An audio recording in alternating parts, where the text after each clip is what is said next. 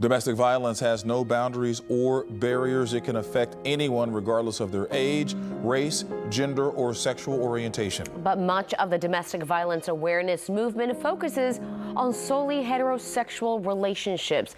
Well, tonight, our Zach Lashway is looking at how domestic violence also impacts same-sex couples through the lens of a survivor of domestic violence within the gay community. Was it worth losing me? Was it worth losing myself? Reflection is powerful. Just ask Michael Gutierrez, a survivor of domestic abuse. It is very hard, to make that detachment from someone that you love. About a year ago, Michael ended a 3-year relationship with his then boyfriend because of intimate partner abuse. How it happened and how it all formed was me allowing it to happen and me not recognizing the signs. I felt like a bunch of people couldn't intervene in between that because they seen it as, and they kind of just respected it as two different males. It was like you don't come in between two guys, and instead of actually seeing it as a relationship. I felt really helpless during the time. It wasn't until the cops were called because of a violent altercation Michael got word of domestic violence resources for members of the LGBTQ community from a responding Houston Police Department officer. One of the officers came up to me and they had introduced me to the Montrose program. I help people who are fleeing domestic violence. Angelique Setchel is the anti-violence program specialist at the Montrose Center. The perception is there are fewer resources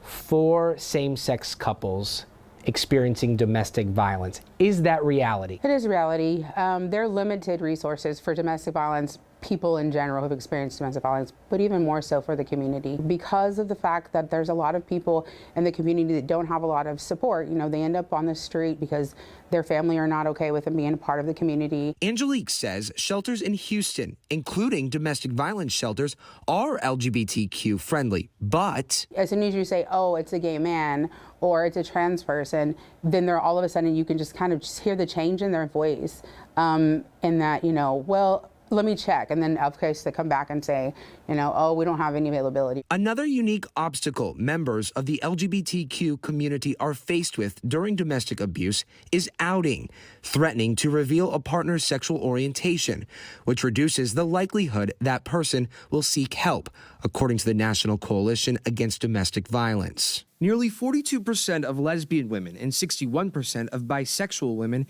have experienced rape, physical violence, and/or stalking by an intimate partner, as opposed to 35% of heterosexual women.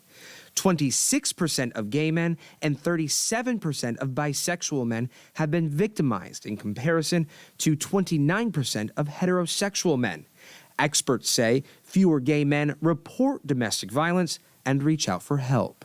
Black and brown people within the LGBTQ community are more likely to experience physical intimate partner violence, while white people within the community are more likely to experience sexual violence. Putting myself. As for Michael, his journey of self-help has led to self-love. I have to be my own man before I can let somebody else be my man.